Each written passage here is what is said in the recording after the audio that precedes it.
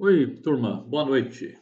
Continuando no capítulo 11 sobre forças intermoleculares, vamos hoje agora ver aqui mais alguns slides a respeito de mudanças de fase. Então, se nós vemos aqui na base, né, o estado sólido, no meio aqui o estado líquido e com maior energia, né, o estado gasoso. Em vermelho são os processos que a porção da matéria está recebendo calor, né? E aqui em azul esverdeado, azul meio verde, quando a substância libera calor para o meio ambiente. O processo de passagem do estado sólido direto para o estado gasoso, como acontece, por exemplo, com iodo e naftaleno, a pressão ambiente, né? O gelo seco, que é, né, gás carbônico, CO2, na forma sólida direto para estado gasoso, sem passar pelo estado líquido. Então, o gelo seco, iodo, naftaleno são exemplos de substâncias que a pressão ambiente ele passa direto do estado sólido para o gasoso. Esse processo é chamado então de sublimação. Quando um gás solidifica sem passar pelo estado líquido, esse processo é conhecido por deposição. Sólido para líquido, como vocês já sabem, é fusão, né, ou liquefação. Líquido para gasoso, vaporização. De gasoso para líquido, condensação. Desculpa, falei errado aqui. De gasoso para líquido, que é condensação ou liquefação. Tá? Aqui, sólido para líquido é fusão, não tem nada a ver aqui não. E líquido para sólido, congelamento. Né? Então, só corrigindo aqui que a liquefação é só de gás para líquido. A sublimação, vaporização, derretimento ou fusão são todos processos em que a variação de energia entalpia, é positiva e, portanto, são processos endotérmicos. O sistema absorve energia, né, absorve calor do ambiente para acontecer. Já os processos de deposição, condensação e congelamento são processos exotérmicos, entalpia, né, negativa, variação de entalpia negativa, portanto, o sistema perde calor, libera calor para o ambiente, para esses processos acontecer. E esses processos são chamados de mudanças de fase. Observa-se que a entalpia, o calor de fusão, é geralmente bem menor que o calor de vaporização. Por quê? Mais energia é necessária para separar completamente as moléculas, né, o que acontece do estado líquido para o gasoso, do que para separá-las parcialmente, que é o que acontece do estado sólido para o líquido. Então, aqui nesse gráfico de colunas, nós vemos calor de fusão e vaporização em kJ por mol, aqui no eixo Y, em que roxinho aqui é calor de fusão, em azul é o calor de vaporização. Para quatro substâncias aqui: butano, C4H10, éter dietílico, C2H5O, C2H5, água, H2O, e mercúrio, o elemento mercúrio, né, no estado líquido. Então, as entalpias de fusão são, respectivamente, 5, 7, 6, 23, um pouquinho mais para o mercúrio, por ele ser um metal. As outras substâncias são covalentes. E vaporização, 24 contra 5, 29 contra 7, 41 contra 6, 58 contra 23, no caso do mercúrio. Mas vocês vejam que a, a entalpia de vaporização é quase que 5 vezes no caso do butano, mais de 4 vezes, né, no caso do éter, e quase 7 vezes no caso da água. Né? Aqui é pouco mais que o dobro, mas percebam que realmente a entalpia de vaporização foi sempre maior do que a de fusão. Todas as mudanças de fase podem acontecer nas condições adequadas. Então, a sequência: aquecer um sólido para que ele derreta, aquecer um líquido para que ele ferva, até aquecer um gás, é uma sequência endotérmica, absorve calor do ambiente para o sistema. A sequência: resfriar um gás para ele condensar ao líquido, resfriar esse líquido para ele congelar e solidificar, é uma sequência que é exotérmica, o calor é liberado do sistema para o ambiente. Se nós fizermos um gráfico da variação da temperatura em função do calor fornecido, nós temos então uma curva de aquecimento. Quando ocorre a mudança de fase, durante a mudança de fase, em que nós temos em equilíbrio as duas fases, por exemplo, sólido e líquido em coexistência, líquido e vapor em equilíbrio coexistente, a temperatura se permanece constante, é o chamado, né, calor latente de fusão ou de vaporização. Então, essas regiões do gráfico são justamente usadas para se calcular entalpia de fusão e entalpia de vaporização. Então, essas regiões aqui em vermelho, né, patamar, né, um platô paralelo ao eixo X, né, o eixo dos abscissas, aqui no caso para a água, a pressão ao nível do mar, né, uma atmosfera de pressão. Então, ao nível do mar, o gelo derrete, funde a 0 Celsius e a água líquida ferve, entra em ebulição a 100 graus Celsius. Né? Se houver mudança de pressão, esses valores aqui de temperatura, de fusão e vaporização vão sofrer variações. Gases podem ser liquefeitos também por aumento de pressão numa dada temperatura. Temperatura crítica é definida como a temperatura acima da qual é impossível liquefazer um gás apenas por compressão isotérmica, temperatura constante. E pressão crítica é a pressão necessária para que ocorra, então, liquefação. O que significa isso? Que cada substância, por exemplo, a amônia, ela tem uma temperatura crítica de 405,6 Kelvin e a pressão crítica dela é 111,5. A água, por sua vez, ela tem uma temperatura crítica de 647,6 Kelvin e a pressão crítica da água é 217,7. Gás carbônico, dióxido de carbono, 304,3 Kelvin, é a temperatura crítica dele, e a 73 atmosferas é a pressão crítica dele. Então, vejo que cada substância tem aí um valor de temperatura crítica e pressão crítica. Se nós formos avaliar agora a questão da pressão de vapor, o que vem a ser a pressão de vapor? Algumas das moléculas que estejam na superfície, né, na interface do líquido com a fase gasosa ou seu vapor, elas possuem energia cinética suficiente para escapar da atração intermoleculares na fase líquida. E essas moléculas, então, passam para a fase gasosa. Por outro lado, à medida que tem um aumento das moléculas na fase gasosa, parte dessas moléculas em fase gasosa podem, eventualmente, atingir a superfície e retornar à fase líquida.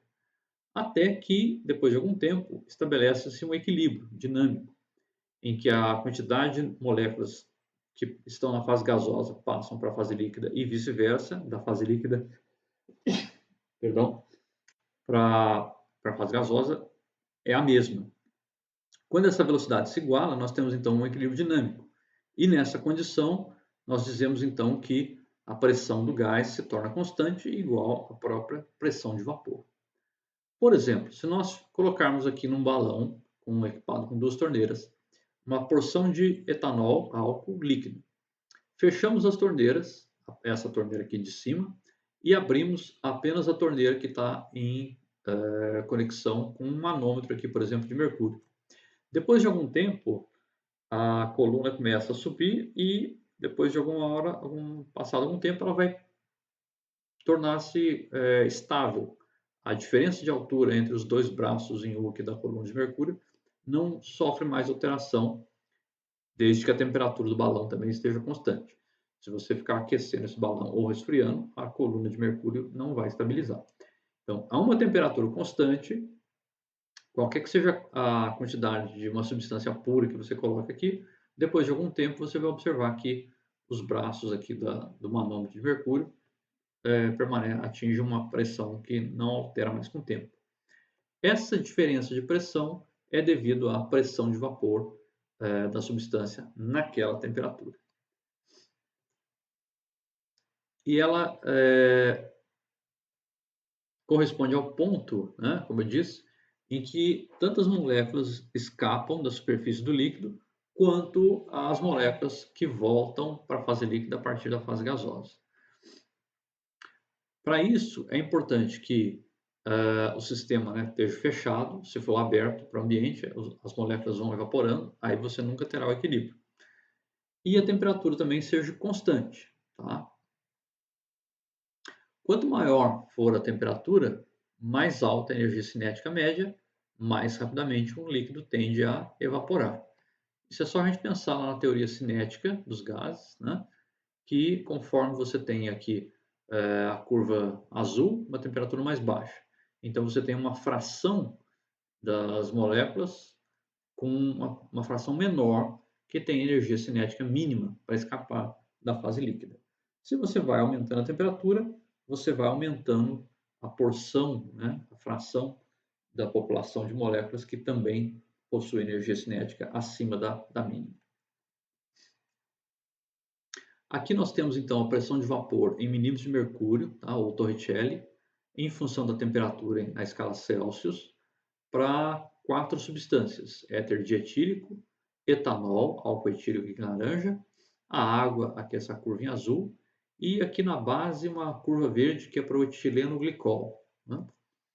O éter dietílico é uma substância que não tem grupos OH, álcool etílico tem uma hidroxila, a água, né, que é HOH, e o etileno glicol, que é como se fosse o etanol, mas com uma hidroxila em cada ponta, né?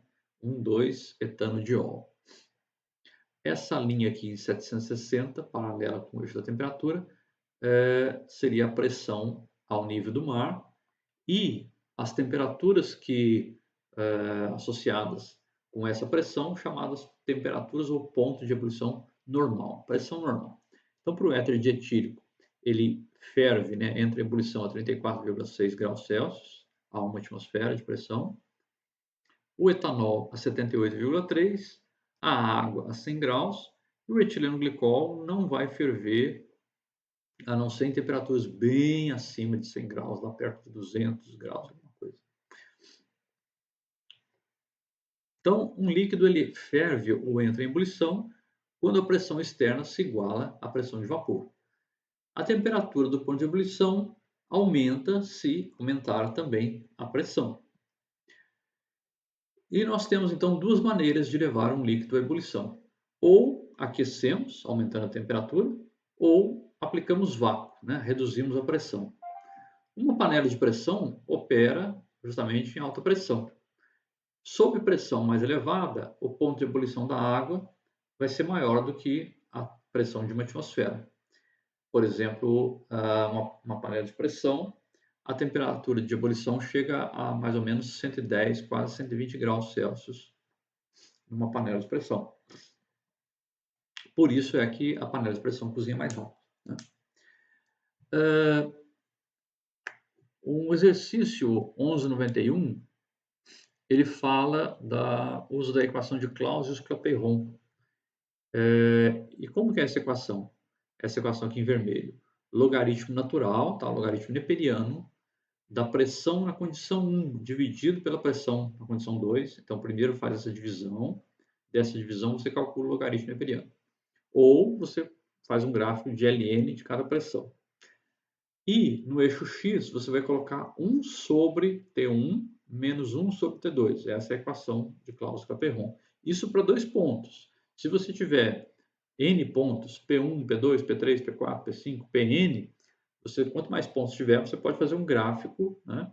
E aí você lineariza, colocando o logaritmo natural das pressões em função do recíproco de 1 sobre a temperatura, você vai encontrar depois uma reta cuja inclinação é possível então calcular a entalpia de vaporização. Aqui ele coloca um exercício em que ele coloca duas condições. Ele dá 10, a 10 milímetros, né, 10 torr é 443 Celsius, 400 torr, 708 graus Celsius. Isso para o potássio. Aí ele pede para calcular a entalpia de vaporização do potássio. E depois calcular qual seria a pressão de vapor do potássio líquido a 100 graus Celsius. Então, primeiro você tem que usar a parte 1 para encontrar o valor de ΔH de vaporização. R é o valor da constante, né, dos gases, 8,314 joule por mol Kelvin. O importante é que essa temperatura aqui, gente, é temperatura na escala Kelvin, tá? Temperatura absoluta. Não trabalhe com o valor em Celsius, porque daí não vai dar errado. Então, a primeira coisa é pegar essa temperatura, passar para a escala Kelvin, fazer 1 sobre o valor da temperatura Kelvin, e aí sim você pode, né? Aqui qualquer unidade de pressão, desde que sejam iguais, torr vai cancelar com torr.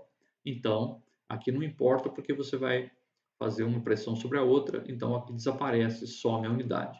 Mas a temperatura, se você usar escala Celsius aqui, essa equação não funciona, tá? Ela só é aplicável para a escala Kelvin.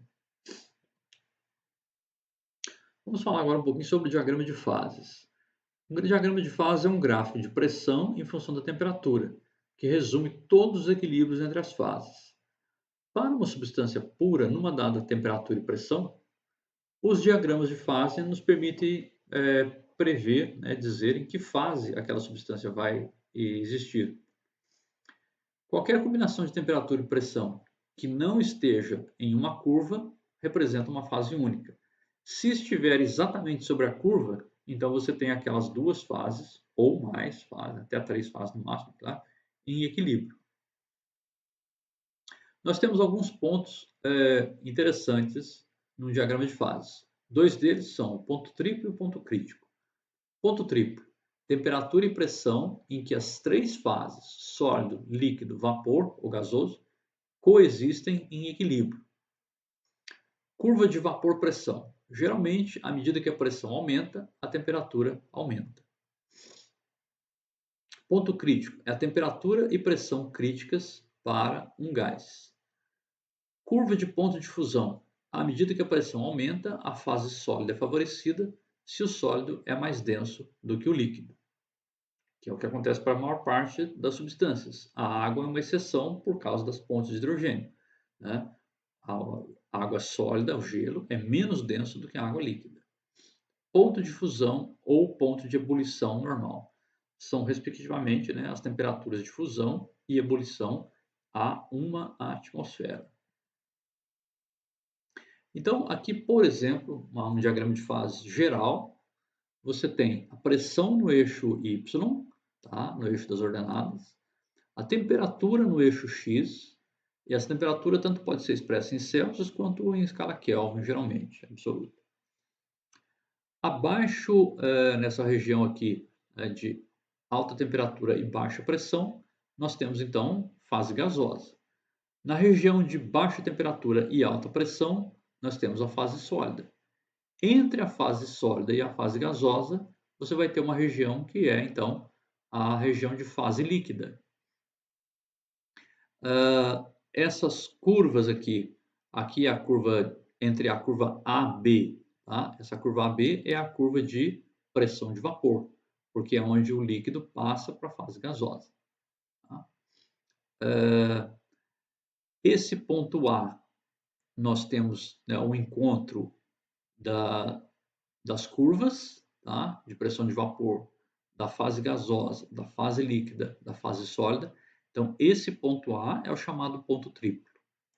O ponto B, vejam que a separação da fase líquida para a fase gasosa, por essa curva AB, que é a chamada curva de pressão de vapor, ela vai até um certo ponto, ela vai do ponto triplo A até um ponto B, em que a partir desse ponto B, se eu aumentar a pressão, tá? Por mais que eu aumente a pressão, ou por mais que eu aumente a temperatura, eu não tenho mais nem somente líquido, nem somente gasoso, mas nós temos o que é chamado de estado supercrítico.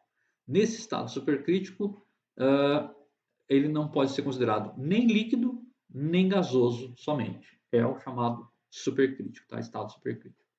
Não é uma outra fase, mas ele tem propriedades que é meio que algumas propriedades da fase líquida, como por exemplo, ele pode dissolver substâncias, e algumas propriedades de um gás. Tá? Então é o chamado estado supercrítico. A densidade dele, por exemplo, não é nem a densidade do líquido, também não é a densidade do gás. Tá? Aqui nós temos as mudanças de fase, né? Congelamento e... Aqui está errado, não é purificação, não. Aqui é fusão, né? Não purificação, que é fusão de sólido para gasoso, é a sublimação, aqui é deposição, né? Liquefação ou condensação, que seria de gás para líquido, e vaporização, sim, de líquido para gasoso. Então aqui tem alguns erros também na figura, tá, gente? Mas a figura já veio assim para mim.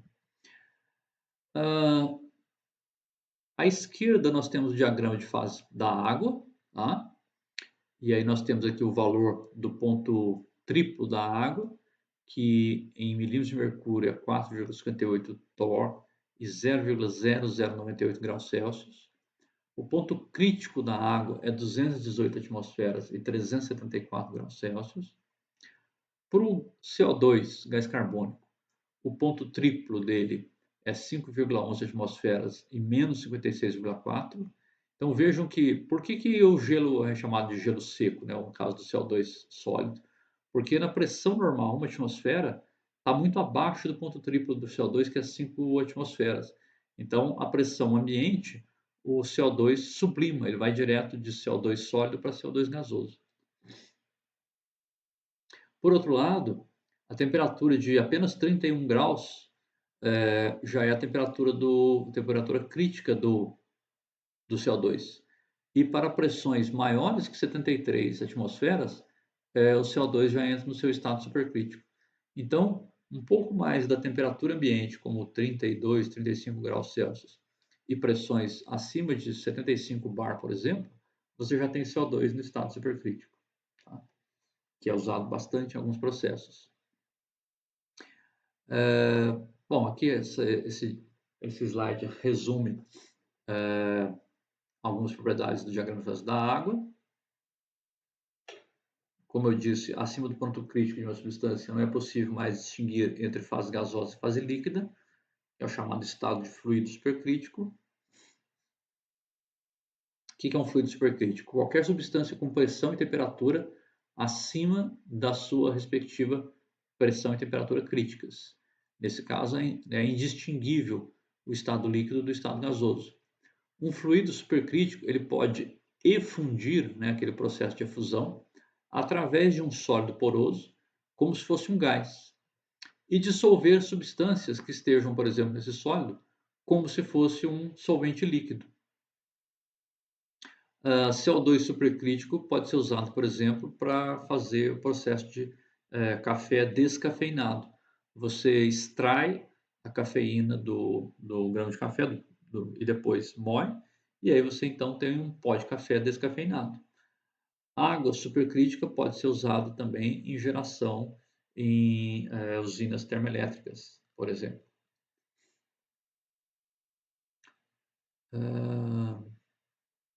Aqui estão algumas propriedades resumidas do caso do CO2, tá? Do dióxido de carbono. E aí, um exercício extra aqui. Certa porção de água, aqui está o diagrama de fase da água, encontra-se a 298 Kelvin, ou seja, 25 graus Celsius, né? E uma atmosfera de pressão. Item 1. Ele é submetida a compressão isotérmica, ou seja, aumenta-se a pressão, mantendo a temperatura constante, até 512 atmosfera. Item 2. Depois de atingir essa pressão, ela vai ser aquecida a 750 Kelvin, mantendo essa pressão constante. Item 3. Passa por descompressão até atingir uma atmosfera de pressão, só que mantendo aquela temperatura de 750 Kelvin. Item 4. Finalmente, ela é resfriada a temperatura de 400 Kelvin, na pressão de uma atmosfera. Item A. Qual era o estado físico da água no início do experimento? e ao final. Item B. Ocorreu alguma transição de fase durante os 4 passos? 1, 2, 3, 4? Se sim, em que temperatura e pressão? Então, a partir do diagrama de fase e desses valores, vocês podem responder o item A e item B. Mas é importante fazer passo a passo aqui. Tentem fazer aí. Exercício extra 2. Uma substância sob 760 milhas de mercúrio, isto é, uma atmosfera, ela funde na temperatura de 25 graus Celsius e entra em ebulição a 95 graus Celsius. O ponto triplo dessa substância foi observado a 150 torr e 20 graus Celsius. Esboce o diagrama de fases dessa substância, indicando as fases e as curvas de coexistência. Curvas de coexistência são aquelas curvas de fronteira entre as fases. Tá, gente? E com isso termina essa parte aqui do capítulo 11. Obrigado, gente. Até mais.